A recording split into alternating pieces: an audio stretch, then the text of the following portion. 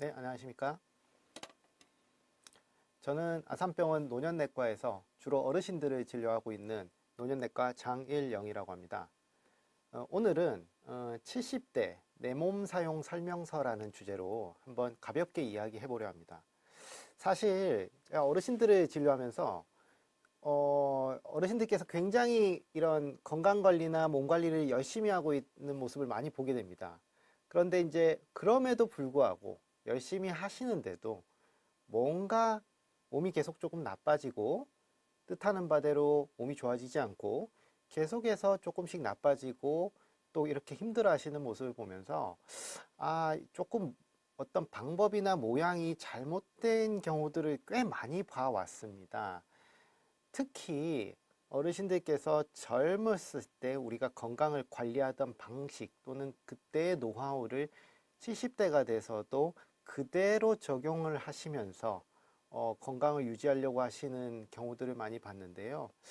여기에서 좀 제가 느낀 바가 많고 조금 이제 드리고 싶은 메시지가 있어서 오늘 강의를 준비하게 되었습니다.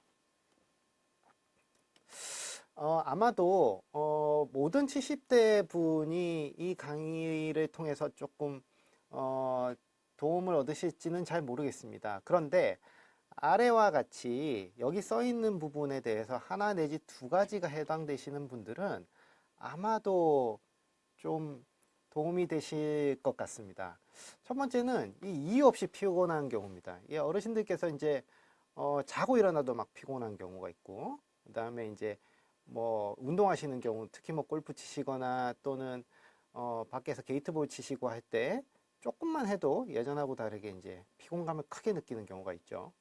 그리고 이제 운동을 하는데도 이제 굉장히 나는 열심히 몸 관리를 하고 노력을 하시죠. 뭐 1시간씩, 2시간씩 이제 공원에서 걸으시고 운동도 하시고 등산도 다니시는데 이상하게 몸이 좋아지질 않고 조금씩 나빠지는 것 같아요.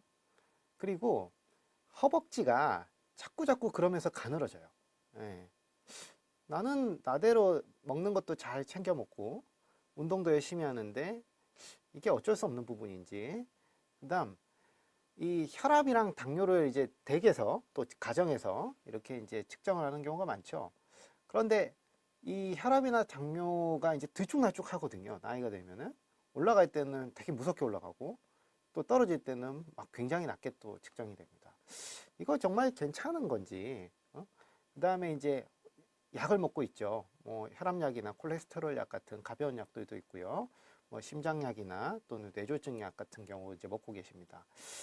이 먹고 있는데도 이 약이 좀 맞는 건지 아니면 이걸 먹고 있는데도 몸은 영 신통치 않다든지 하는 경우가 해당이 되시면 아마도 오늘 이야기에서 조금 들으시는 내용이 있을 것이라고 좀 생각이 됩니다. 한번 가보실까요? 그래서 오늘 저는 이런 스토리로 한번 말씀을 드릴까 싶어요.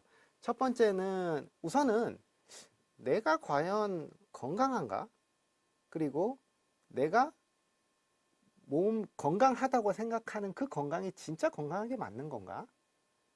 이걸 70대 기준으로 한번 다시 한번 생각을 해볼게요. 그 다음에 두 번째는 이 이제 나이가 들었다 그러잖아요. 왜 우리가 나이가 들었다는 게 다른지를 근육을 가지고 한번 이야기를 해보려고 합니다. 그래서 이게 나이가 들면 근육이 어떤 성격이 바뀌기 때문에 이런 일이 벌어질까? 요거 한번 간단하게 짚어보고요. 그 다음에 이제 다음은 먹는 거예요. 다 이제 챙겨 드시는 식사 그리고 건강보조식품 같은 것들 많이 드시잖아요. 예, 근데 이제 이런 부분들 내가 지금 올바르게 복용을 하고 있는 건지. 그 다음에 이제 네 번째는 운동을 이제 하죠. 많이 하시는 분들은 하루에 막 두세 시간씩 넘게 하십니다. 그런데 바르게 운동을 하고 있는지는 좀 다른 문제입니다. 그래서 요걸 한번 보고, 그다음 마지막으로 그래서 이제 제 경험상 현명하게 이렇게 건강 관리를 하기 위해서 무엇이 달라야 되나, 그리고 무엇이 좀 필요한지, 이게 이제 나이가 들었은 게 뭐가 달라야 되는지에 대해서 한번 메시지를 드리려고 합니다. 그래서 첫 번째, 이제 내가 생각하는 내 몸, 그리고 그것이 건강에 어떤 부분에 포인트를 맞춰야 될지 한번 보실게요. 자, 이 영상을 보시는 분들께서 나는 진짜 건강한가요? 라고 물었을 때 아마 우리나라 통계조사로는 한 절반 이상에서 건강하지는 못하시는 걸로 답을 많이 하시더라고요. 그런데 건강하다는 게 어떤 의미죠? 특히 이렇게 60대, 70대, 80대에게 건강하다는 게 어떤 의미일지 한번 생각을 해봅시다. 자, 그 두 환자분이 외래로 오세요. 진료를 보러 오십니다. 두 분 다 나이가 같아요. 70대시고요. 나이도 똑같습니다. 다른 뭐 어떤 병력도 다 똑같은데 딱 하나만 달라요. 한 분은 뇌졸중만 있는 분이에요. 예, 일종의 이제 중풍 뭐 이런 표현을 쓰죠. 예전에 뇌졸중을 앓으셨던 분이 있고요. 한 분은 그냥 다른 큰 병 없었고 그냥 혈압만 있으세요. 고혈압만. 자, 우리가 이제 기록으로 이 두 분을 보면 누가 더 건강해 보입니까? 어떤 쪽이 더 건강이 나쁜 것 같으세요? 예. 뇌졸중만 있는 분이 아무래도 병이 조금 중해 보였고, 그 다음에 예전에 큰 병 앓으셨던 것 같고, 그렇기 때문에 뇌졸중 있는 분이 우리가 이제 건강 상태가 더 나빴을 거라고 생각이 되잖아요. 그죠? 그냥 보면. 그런데 만약에 이렇게 지내시면은 어떻게 생각하십니까? 뇌졸중이 있던 분도 이렇게 여행 다니고 우리가 이제 손발이나 또는 신체 활동 또는 이런 기분 이런 것들이 다 좋아 보이고 그죠? 특히나 이렇게 막 뭐 높이 뛸 수도 있죠. 이런 분하고 고혈압밖에 없지만 저렇게 지팡이 짚고 걷기가 조금 어려워 보이고 하는 분을 봤을 때 자, 다시 한번 물어보겠습니다. 어느 쪽이 더 건강해 보이세요? 네. 이게 바로 우리가 나이가 들었을 때 건강하다의 정의를 질병으로 우리가 자꾸 접근을 하면 안 된다는 뜻이에요. 우리가 병이 있더라도 그 병을 어떻게 딛고 일어서느냐, 그리고 어떻게 극복해냈느냐가 결국은 나이 들어서의 건강이라는 거거든요. 그런데 내가 무슨 병이 있어요? 아니면은 내가 어디가 안 좋아요? 그걸로 건강하다는 얘기를 할 수 없는 게 우리가 나이가 들었다는 뜻이고요. 거꾸로 우리가 나이가 들어간다는 것은 어떤 병이 있느냐가 중요한 게 아니라 어떤 병을 어떻게 극복하고 있느냐. 그래서 내 몸을 얼마나 예전만큼 쓸 수 있느냐가 결국 건강하다의 정의예요. 어르신들에게 우리가 이제 건강하냐라고 물어보셨을 때 건강하지 않습니다라고 말씀하시는 거에 대부분의 원인 왜 그렇게 생각하세요? 한번 물어보면 대부분 큰 병을 앓았기 때문에 내가 예전에 무슨 병이 있었기 때문이거든요. 아니면 내가 요즘 먹는 약이 많아서 나 되게 몸이 안 좋아하십니다. 그게 아닙니다. 병이 없고 약이 적더라도 내가 신체 활동이나 또는 기억력이나 또는 근육량이 적으면 이게 지금 더 건강하지 않을 수 있습니다. 그리고 사실은 여기에 있는 혈압만 있는 이 고혈압만 있는 이 오른쪽 어르신이 사실은 더 빨리 돌아가실 것 같아요. 자, 그러면 또 다른 질문 하나 드릴게요. 자, 여기 이제 네 분의 그 어르신들이 있습니다. 실루엣이죠. 자, 70대고 이 네 분이 있는데, 자, 다 나이 같아요.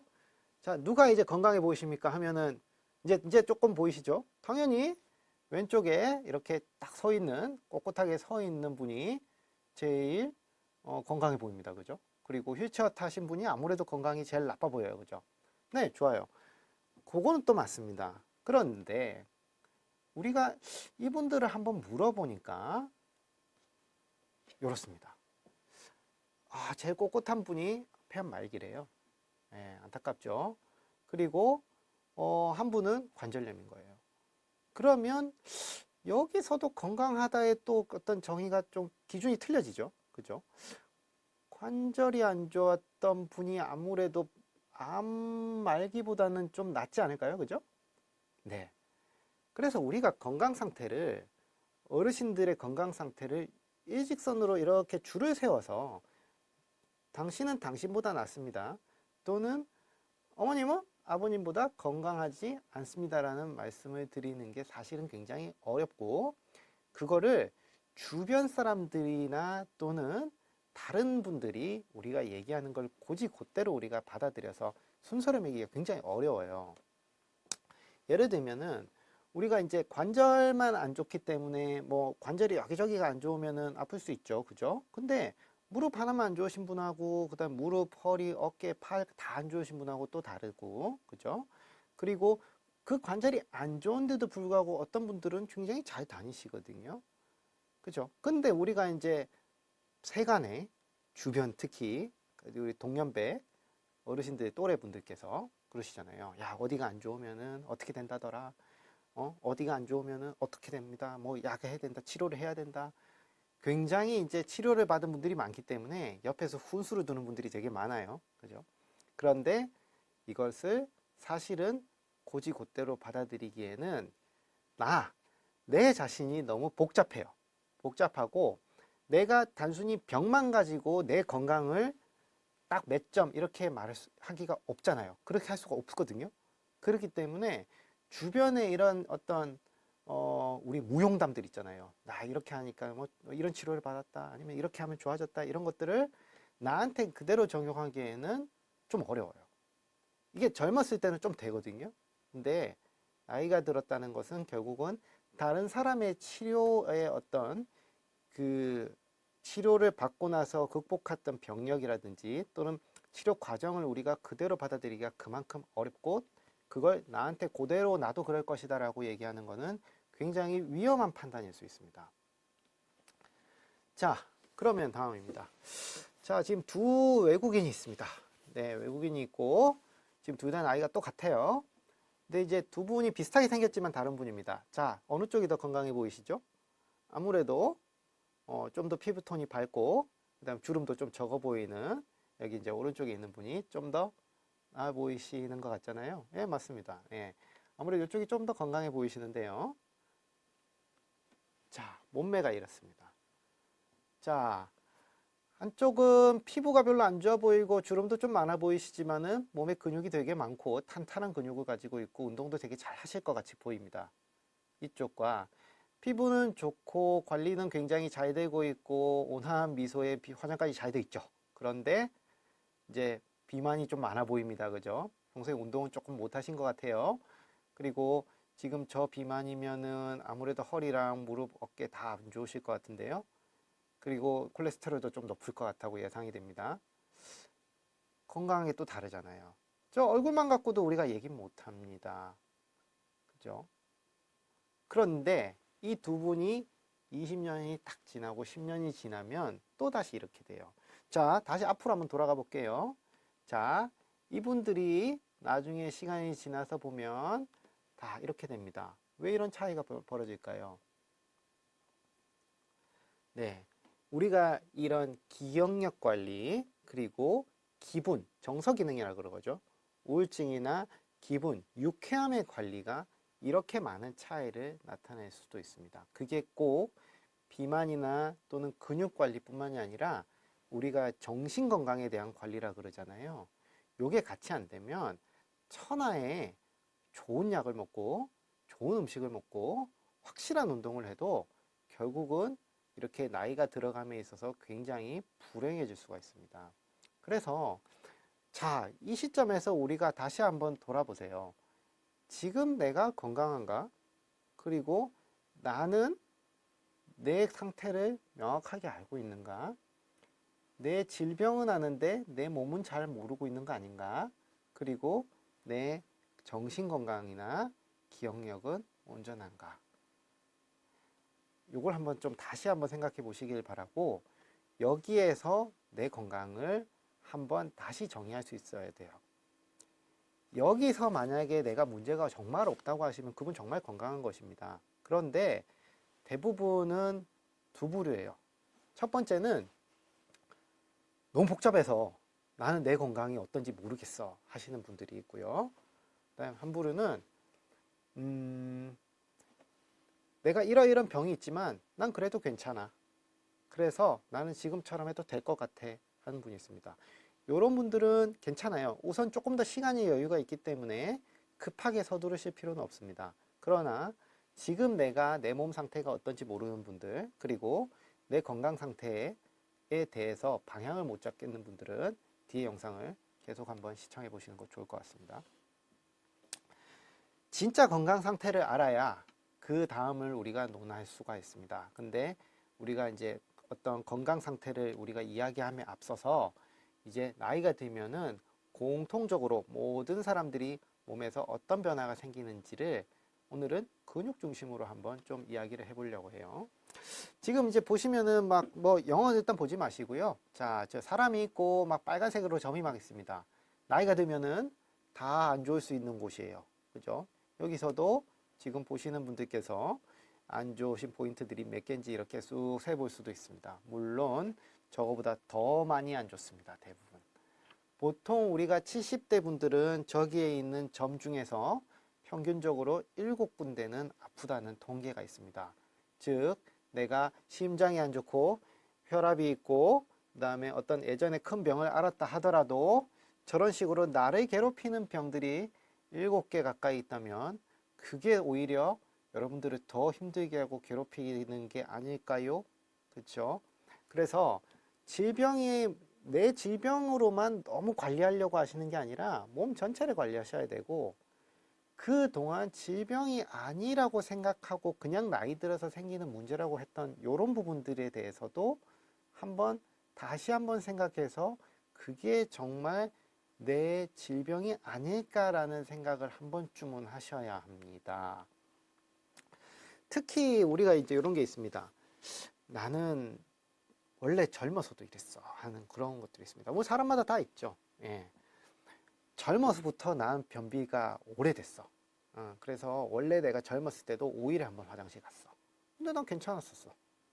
예, 이렇게 우리가 얘기할 수 있죠. 그 다음에 불면증. 밤에 깊이 못 자고 늦게 자고 그 다음에 꿈 많이 꾸고 그걸 젊었을 때부터 그러신 분들 많죠. 그리고 이제 소화. 특히 이제 좀 여성분들이 좀 많으신데 고기 소화를 평생 못 하신 분들도 있습니다. 원래 고기만 먹으면 쉽게 체하고 소화가 안 되고 그 다음에 뭐 어떤 경우는 막 신물이 너무 올라온다든지 또는 막 토하는 분들도 있죠. 젊었을 때도 이랬던 분들이 지금도 그러실 수 있습니다. 그 다음에 원래도 젊었을 때 마른 분들, 젊었을 때도 되게 마른 분들 뼈 약하죠.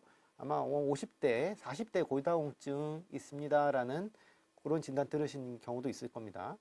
원래병 같은 경우도 있잖아요. 그리고 원래가 좀 예민했던 좀 이렇게 매사에 이렇게 조금 소극적이거나 아니면 깜짝 잘 놀라시거나 또는 어떤 사람의 어떤 대인관계에 있어서 굉장히 예민하신 분들도 있습니다. 근데 문제는 이제 젊어서 이런 분들, 이런 성격, 이런 속성이 있는 분들, 이런 성격이 있는 분들이 나이가 들어서도 우리가 계속 이렇게 된다면 괜찮은 걸까요? 그 다음에 또 한번 생각해 볼 부분은 이게 나이가 들어서 이제 다들 한 번씩 겪는 이런 문제들입니다. 원래는 없었는데 나이가 들면 한 번씩 넘어질 수 있죠. 그죠? 그리고 나이가 들면은 걷기가 좀 어려울 수도 있습니다. 나이가 들면 변이 좀 잘 안 나오고 변비가 좀 생길 수 있습니다. 뭐 2, 3일에 한 번씩, 3, 4일에 한 번씩 대변을 보는 습관이 바뀔 수 있고요. 나이 들면 살 좀 빠질 수 있다고 들으셨죠? 예, 그래서 나이 들면 살 빠질 수도 있고, 나이 들면 원래 밤잠이 좀 적어진대요. 세간의 속성과 어떤 소문들, 그리고 주변의 어떤 많은 말씀들을 들으셔서 이런 내용들 조금 잘 아실 거라고 생각합니다. 근데 이게 진짜 괜찮은 건가요? 이런 일이 생기는 것을 그냥 단순히 우리가 이제 나이 들어서 이런 거야. 그래서 어쩔 수 없어. 라고 우리가 하면 괜찮은 걸까요? 괜찮은데요. 문제는 뭐냐면 이게 이제 나이가 들었다 하잖아요. 나이가 들었다라는 게 차이는 바로 예전에는 젊어서 못 자고 소화 못 시키고 그다음 예민한 거를 몸이 견디고 버텨낼 수 있었거든요. 근데 나이가 들었다는 것, 특히 70대가 넘어가면 버티기가 힘들어집니다. 그동안 내가 이런 습성 또는 이런 속성을 가지고 잘 지내왔는데 똑같이 끌고 가도 나이가 들면은 이제 이런 일을 이제 못 견뎌냅니다. 원래 젊어서도 이렇게 지내셨어요 하는 분들이 있어요. 원래 젊어서도 뭐 고혈압 있던 분, 콜레스테롤 높던 분 있죠. 약간 이제 젊어서도 건망증 많죠. 기억력 좀 떨어지고 마른 체형의 골다공증. 잘 지내왔던 거는요. 사실은 몸이 그만큼 튼튼하고 신체적으로 문제가 없었기 때문에 이런저런 작은 문제들을 다 몸이 이겨내고 있었던 거예요. 그 요즘 드라마를 보신 분도 있고 못 보신 분도 있을 수 있겠지만은 여기 보면은 이게 그리스 신화에 나오는 거라고 합니다. 이 시지푸스라고, 그죠? 돌멩이를 이렇게 못 내려오게 지금 붙들고 있죠. 젊었을 때는 요렇게 지내셨던 거예요. 그죠? 이 무게감을 본인이 충분히 감당하고 견뎌도 남을 정도의 양이었던 거죠. 그러면 문제 안 돼요. 저런 것들은. 젊었을 때는 이거 가지고 뭐 약 좀 먹고 하면 다 조절되고 사는데 큰 지장이 없습니다. 그런데 문제는 이제 요런 사소한 문제들이 있던 상황에서 나이가 들면 이럴 수 있지 라고 하는 것들이 하나 둘 늘어나잖아요. 그래서 한 번씩 넘어지기도 하고, 그다음에 살짝 이제 뭐 무릎이 아프고 걷기가 이제 살짝 부자연스러워지죠. 걷기 어려지고 변비가 생기고 살이 빠지고, 그다음에 밤에 못 자고 하면 저렇게 공들이 하나 둘 셋 넷 하면서 굉장히 많이 옵니다. 어떻게 할까요? 네, 못 견딘다는 게 바로 이런 부분입니다. 여기서 우리가 저 많은 공들을 못 견디면 어떻게 될까요? 단순히 넘어지는 문제만 생기는 게 아니라 저 많은 것들이 한 번에 옵니다. 즉 하나가 무너지면 다른 기능들 같이 문제가 연쇄적으로 생길 확률이 높고, 그리고 그런 것들이 복잡하게 얽히기 시작하면서 이게 내가 나이가 들어서 생기는 건지 아니면 병이 생기는 건지 아니면 내가 건강관리를 잘못하는 건지 자꾸 헷갈리게 됩니다. 즉 제가 지금 드리고 싶은 말씀은, 젊었을 때 나 이래 왔다, 그리고 나이 들어서도 이런 일이 생기더라 이런 것들을 가벼이 보지 마시고 지금 이 시점, 내가 70대에 들어가는 이 시점에서도 이게 있는지, 그리고 이걸 정말 이대로 놔둬도 되는지를 검토하시라는 얘기입니다. 이제는 못 견딜 수 있습니다. 공이 너무 많이 내려오거든요. 그 현철 씨 노래잖아요. 이게 손대면 톡 하고 터질 것 같은 것이 저렇게 공이 많이 이렇게 내려오고 겨우겨우 공을 들고 이렇게 붙들고 있는 상황에서 이제 무슨 일이 생기죠. 뭐 예를 들면은 우리 사위나 아니면은 며느리가 이제 크게 이제 상심시키고 애를 먹이는 그런 경우라든지, 아니면 요즘 뭐 이렇게 집을 팔고 났더니 집값이 너무 많이 올라 버렸다든지 하는 이런 엄청난 스트레스들, 그죠? 오면 몸이 결국은 급격히 나빠집니다. 그래서 이런 작은 변화들이 내 몸에서 자꾸자꾸 생겨나고 있을 때, 야, 이것이 나이 들어서 그런 거야. 아니면은, 야, 이거 뭐 혈압 때문에 그렇겠지. 라고 하는 것도 결국은 내가 나빠질 수 있는 요인, 즉 위험성만 늘어나고 결국 무슨 일이 생겼을 때 내가 결국 못 일어날 수 있기 때문에 요거는 꼭 신경을 쓰고 있어야 돼요. 그래서 일단 첫 번째 메시지는, 젊었을 때 하던 방식으로 몸 관리를 하려고 하시면 안 됩니다. 요게 첫 번째 메시지입니다. 근데 그러잖아요. 지금 몸 관리 안 하시는 분 있나요? 우리가 이번에 코로나 오고 나서 제일 사실 건강적으로 타격이 컸던 연령대가 우리 이제 시니어 계층입니다. 그렇게 평소에 바깥 활동 열심히 하셨고, 그 다음에 복지관부터 시작해서 헬스장, 골프장 많이 다니셨거든요. 수영장. 근데 그분들이 이제 바깥 활동을 못하게 되니 그만큼 건강 나빠진 분들도 제일 많은 게 또 우리 시니어 계층입니다. 그래서 몸 관리를 안 하시는 분이 없다고 할 정도로 이렇게 우리가 건강 관리 하시는 분들이 많습니다. 그런데 이분들이 정말 괜찮게 관리를 하셨는지는 한번 뒤에 한번 볼까요? 사실은 시간이 조금 많을 수 있습니다. 특히 우리가 이제 직장을 다니시지 않거나 다니신다 하더라도 우리가 예전처럼 막 야근하고 이렇게 막 하루 종일 일하시지는 않기 때문에 여유 시간이 되게 많거든요. 그래서 이 어떤 매일매일 관리하는 시간이나 어떤 기회가 되게 많고, 그렇기 때문에 하루하루가 달라요. 이런 경우는 우리가 한번 생각해 봐야 됩니다. 중요한 거는 더 열심히 하려는 노력보다 방향이에요, 방향. 즉, 매일매일 관리하기 때문에 조금만 각도가 잘못돼도 나한테 맞지 않아도 점점점 엉뚱한 방향으로 가고 있을 확률이 높고, 그리고 내가 조금만 방향만 바꿔놔도 당장은 효과가 안 나타나겠지만 시간이 갈수록 조금씩 좋아지는 경우를 또 충분히 만날 수가 있습니다. 그래서 이제 나이 든 근육을 한번 이해를 하러 가볼게요. 자, 우리 옛날에 이런 적이 다 한 번씩은 있으셨죠, 그죠? 예, 그래서 이제 이런 나이 든 근육이라는 게 뭐가 달라지는지 한번 보실까요? 우리가 이제 똑같이 허벅지잖아요, 그죠? 근데 허벅지 MRI를 이렇게 딱 찍어보면 두 개 이제 20살하고 근데 이제 78세가 좀 다릅니다. 보니까 지금 이제 저기 까맣게 보이는 부분들이 이게 다 근육입니다. 보니까 부피는 비슷해요. 부피는 비슷한데 안에 있는 근육량이 틀리고 또 하얀 부분이 좀 다르죠. 어쨌든 근육이 좀 많이 줄어듭니다. 나이가 되면. 겉으로 보기에는 똑같습니다. 그런데 이 이제 또 다른 그림입니다만 이 노란색 부분들이 결국은 뭐냐면 지방이에요. 우리가 이제 근육이 줄어들면서 그 사이를 지방이 가득 채우게 됩니다. 즉 우리가 이걸 근감소증이 오면서 그리고 이제 그 주변에 이제 지방이 침착됩니다. 이런 얘기를 합니다. 즉 근육이 줄어들고 지방은 좀 많아져서 약간 우리가 이제 고기에서 보면은 약간 마블링이라 그러잖아요. 하여튼 좀 좋지 않은 마블링 같이 이렇게 생기게 되는 게 우리가 나이 든 근육이라고 합니다. 근데 이제 여기서 중요한 거는 뭐냐면 근육은요 24시간 내내 먹고 만들고 또 사라져요.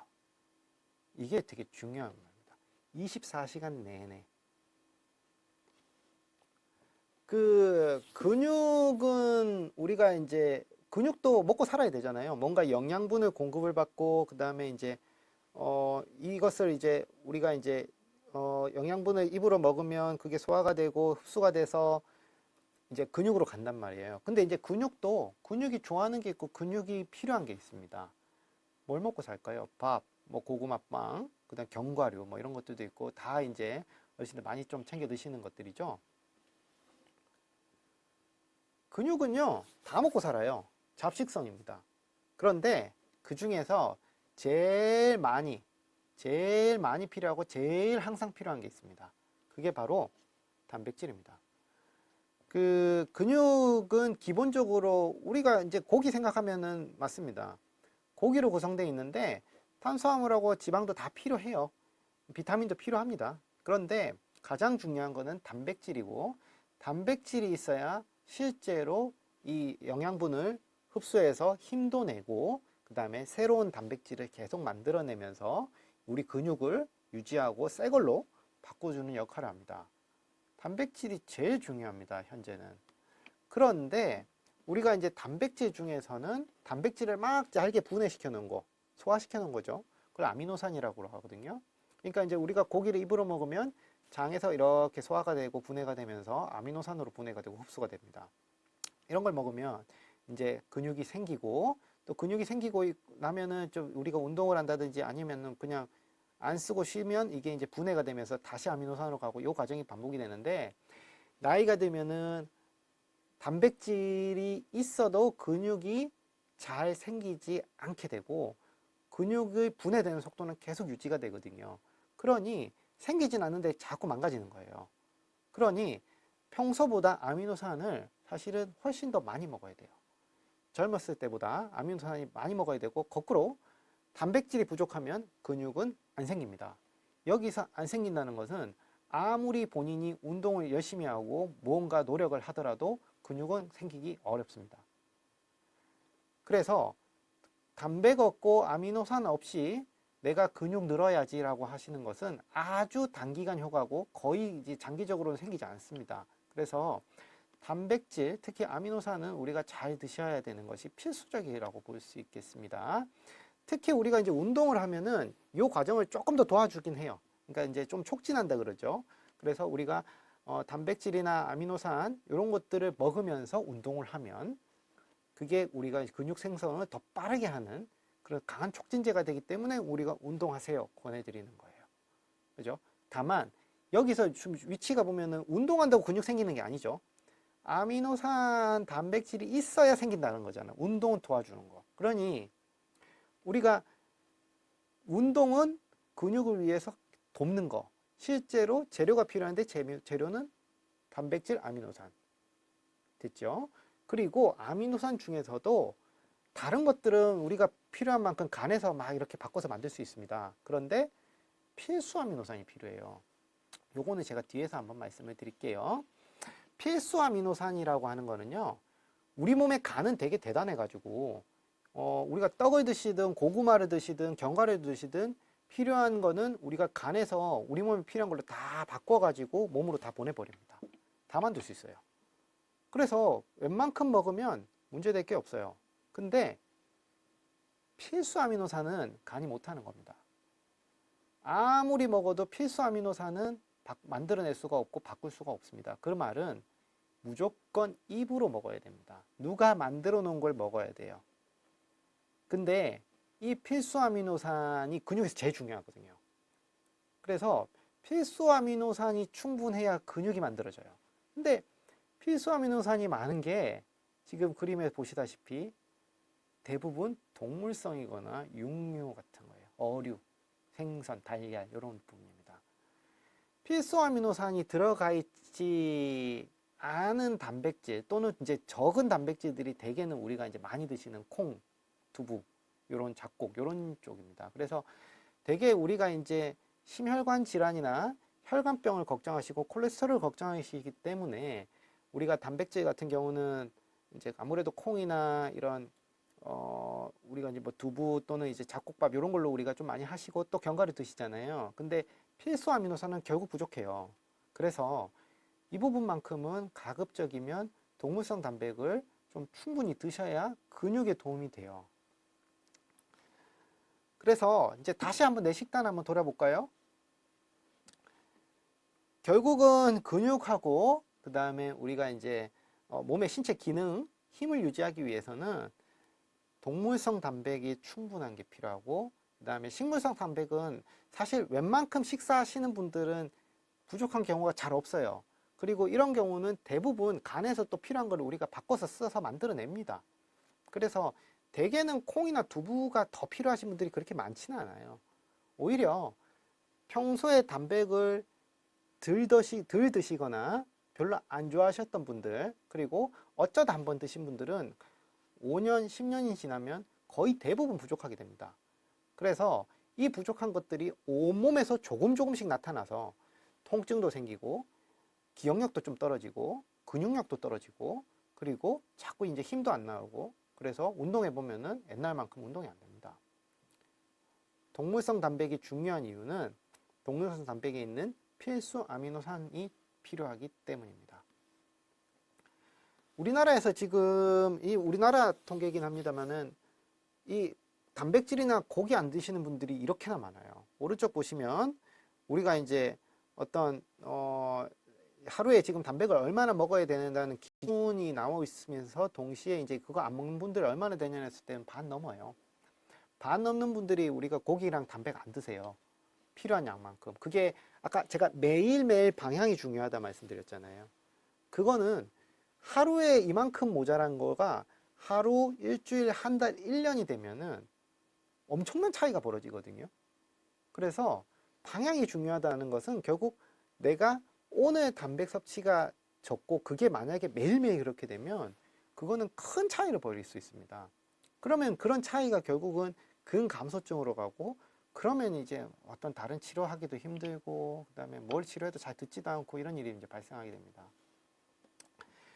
그래서 단백질, 아미노산 충분히 섭취 못하면 근육 안 생겨요. 예. 그러면 얼마나 먹어야 되느냐? 우리가 이제 장에서 근육에서 흡수가 예전만큼 안 됩니다. 그래서 요것만 말씀드릴게요. 젊었을 때보다 30% 더 먹어야 합니다. 똑같이 먹으면 30%가 모자라게 돼서 오히려 30%를 더 먹어야 됩니다. 자, 여기 이 영상을 보시는 분들 중에 젊었을 때보다 더 드시는 분들 과연 얼마나 있을까요? 그것도 매일 잘 없거든요. 그래서 질 좋은 단백을 조금 더, 그리고 24시간 필요한 거기 때문에 조금씩 나누어 가지고 계속 섭취하려는 그런 습관과 노력이 필요합니다. 즉, 잘 먹는다의 정의를 우리가 다시 한번 생각해 보시고 단백이나 아미노산을 어떻게 섭취하는 게 좋을지 한번 생각해 봅시다. 자, 방금 말씀드린 대로 젊었을 때보다 30% 더 드셔야 됩니다. 그러면 이제 운동입니다. 나는 바르게 운동을 하고 있을까? 자, 근육이 많기만 하면 됩니까? 자, 보면 오른쪽은 테니스 선수고요. 뭐 샤라포바라는 이제 되게 유명한 선수입니다. 오른쪽은 이제 잘 모릅니다. 네, 어떤 이제 영화 배우 같아요. 근데 지금 보시니까 어떻습니까? 사실 이분들 두 분 근육을 우리가 보면은요, 근육량은 저 소파에 누워 있는 저분이 근육량 훨씬 많게 나옵니다. 그런데 근육이 많기만 하면 되겠습니까? 지금 누가 더 힘이 세 보이나요? 아무래도 저 공 치는 사람이 더 힘이 세거든요. 근육은 효율이 중요합니다. 우리가 이제 이 등심이거든요. 이제 우리가 등심에 보면은 이제 저렇게 생겼죠. 이게 우리가 이제 근육인데, 근육을 우리가 이제 실제로 현미경으로 보면은 이제 요렇게 생겼어요. 여기 이제 보면은 뭔가 국수 다발처럼 이렇게 여러 개 묶어가지고 걔네들이 이제 근육이 되고 힘이 이렇게 붙는 겁니다. 근데 효율이라고 하는 거는 뭐냐면은요, 저 국수 다발이 결국은 근육이고 근육이 많으면 힘 셀 것 같잖아요. 중요한 거는 신경이 거기에 안 가면, 그러면 그 근육 못 쓰는 근육입니다. 즉, 신경이 그 국수 가닥 근섬유라 그럽니다. 근섬유라는 국수 가닥에 하나하나 다 들어가서 얘네들을 다 조율을 하고 이 신호를 내릴 수 있어야 그게 진짜 내가 쓰는 근육입니다. 그런데 우리가 지금 실제로 이런 과정, 즉 신경이 머리로부터 쭉 내려와 가지고 근육까지 한 가닥 한 가닥 들어가는 경우가 그렇게 많지 않아요. 그게 결국은 효율입니다. 우리가 운동을 해야 되고, 운동을 우리가 적절한 운동을 하면 이 신경 섬유들이 좀 더 많은 근육 가닥에 이렇게 다 뿌리 있게 내려가게 되고, 똑같은 근육이 있어도 근육의 효율이 훨씬 더 좋아져요. 그래서 쓸 수 있는 근육이 더 많아집니다. 그러니까 꼭 늘어나지가 않더라도 쓸 수 있는 근육의 효율이 좋아지기 때문에 훨씬 더 건강에도 이롭고 힘도 많이 나게 됩니다. 그래서 똑같이 가진 근육을 더 쓰고 싶다. 즉, 똑같은 돈이 있는데 이자를 더 받고 싶으시다. 그러면 우리가 할 수 있는 것은 바로 걷기가 아닙니다. 걷는다고 하면 우리가 쓰는 근육은 굉장히 한정되어 있고 대부분은 유산소 운동에 굉장히 치중이 되어 있습니다. 그런데 유산소 운동은 저렇게 신경을 이 말단, 우리가 이제 근육 하나하나까지 이렇게 자극하는 그런 역할이 굉장히 적어요. 그래서 걷기만 가지고 이렇게 하기는 사실 어렵습니다. 즉, 근육의 효율을 높이기가 쉽지 않습니다. 일시키는 놈만 시킬 수 있고, 그 다음에 근육도 결국은 충분히 우리가 신경이 이렇게 뿌리 깊게 내려가는 게 어렵게 되거든요. 그래서 필요한 거는 뭐다? 몸을 쓰는 복합 운동입니다. 즉, 걷기가 틀렸다는 게 아니라 걷기는 하시되 운동을 섞어서 해야 됩니다. 즉, 근력 운동도 조금 같이 해야 되고, 그 다음에 우리가 균형이나 밸런스 운동도 같이 해야 되고, 그 다음에 우리가 이제 어떤 스트레칭도 일부는 같이 해야 저 근육의 효율이 좋아집니다. 그래서 똑같은 근육에서도 훨씬 더 나은 어떤 근효율이 발생하고 동시에 우리 근육량도 더 빨리 사실 들 수 있습니다. 그죠? 마지막입니다. 그러면 이제 이런 바탕으로 해서 우리가 이제 건강을 어떻게 하면 좀 현명하게 관리를 할 수 있을까? 자, 나는 병원에 다니고 몸이 안 좋다고 생각을 하시는데, 이제 보통 이제 병원 가면 이러죠. 몸이 안 좋아요. 병원에 가면 이제 의사 선생님이 검사를 막 합니다. 검사 다 괜찮아요. 운동 좀 더 열심히 하십시오. 라고 할 수 있습니다. 네. 그러면 이제 어떻게 합니까? 명의를 찾아다닙니다. 전국에. 어디 뭐 내가 촬영할 수 있어서 무슨 명의, 어떤 명의 이러면서 이제 막 찾아다니십니다. 물론 필요는 할 수 있습니다. 필요는 할 수 있는데 그게 만약에 한 번, 두 번에서 해결이 안 되면은요. 그건 한번 다시 생각해 봐야 됩니다. 특히나 우리가 지금 이제 이렇게 이제 어떤 큰 병원 다니시거나 또는 우리가 이제 어떤 내가 병원 진짜 가봐야 되나 할 때 되면은 이게 또 꽤 늦게 오시는 분들이 많아서 왼쪽에 있는 사진처럼 어르신들이 이제 거동도 많이 힘든 경우가 많은데 이런 경우에 우리가 막 이런 검사 막 시키시잖아요. 맞죠? 이런 검사 해보시면요. 그러니까 이제 이런 검사가 더 어려울 수도 있거든요. 그러면 나한테 맞는 어떤 진도도 필요해요. 그죠?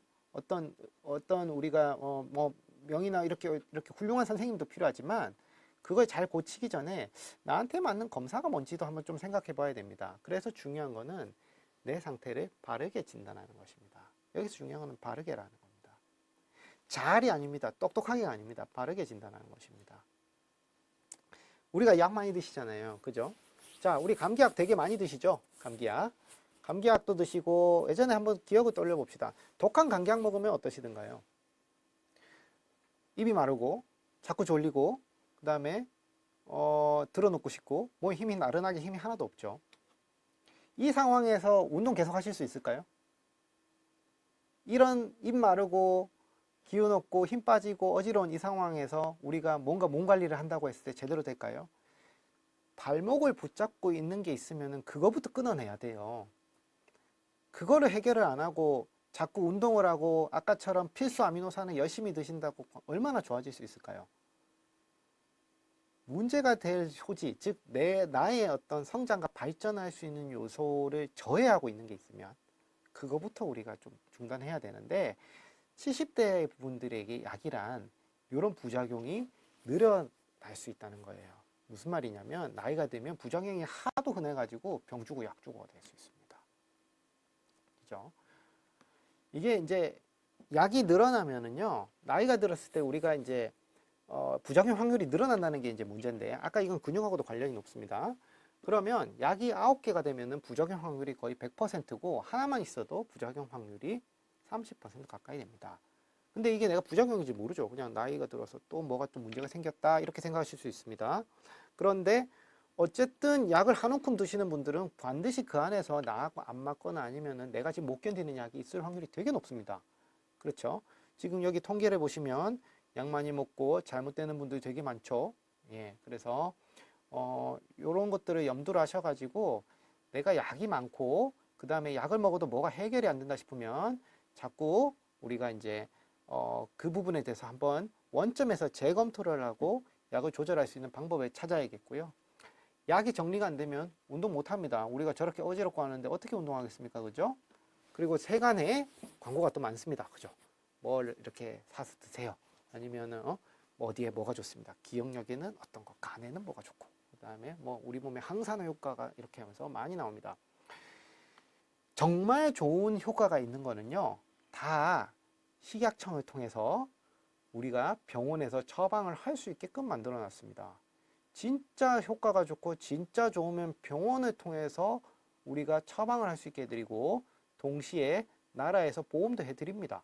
그런데 효과가 일부 충분치 못하거나 아니면 어떤 분은 듣고 어떤 분은 안 듣기 때문에 아직까지 그렇게 못 들어오는 거라고 보셔도 돼요. 그래서 그게 효과가 없다는 뜻은 아닙니다. 그러나 이런 우리가 건강보조식품들이 나한테 한번 테스트를 해봤는데 뭔가 좋아지는 게 없거나 아니면 아닌 것 같다는 생각이 드시면 다시 원점에서 재검토하는 관점으로 한번 상담을 해보시기를 추천을 드립니다. 그래서 조언을 드리는 바는 다음과 같습니다. 첫 번째, 자, 오늘 내가 하는 운동과 식사가 맞는지 다시 한번 생각해 보시고요. 그리고 이전에 젊었을 때 내가 건강 관리하듯이 하면 안 됩니다. 그죠? 아까처럼 단백질 흡수율 틀리고 단백질 어떻게 드셔야 된다는 거 다시 나왔고, 그 다음에 운동도 예전처럼 뭐 걷기나 뭐 골프 이런 단일 운동으로 하시면은 사실은 효과 별로 없습니다. 그리고 약물 부작용 엄청 많이 생기는데 요거에 대해서 최적화를 안 해놓고 내가 다른 거 뭐 운동 영양이든 좋은 거 챙겨 드셔봐야 거의 소용이 없습니다.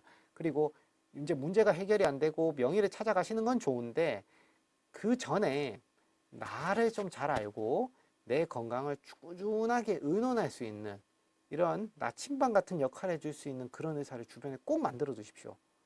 그래서 이 어떤 누구가 어떤 의견이 오거나 아니면은 어떤 상황이 생겼을 때 여기에 대해서 객관적인 관점에서 조언을 해줄 수 있는 그런 의사가 필요합니다. 그리고 세간의 여러 약과 치료 방법들을 우리가 접하게 됐을 때 내가 또 그런 의사분들을 통해서 자주 점검을 받으십시오. 그렇게 했을 때 적어도 아까 말씀드렸던 방향이 엇나가서 열심히 하시는데도 불구하고 뭔가 잘 안 되는 경우는 많이 줄어들 것입니다. 이상입니다.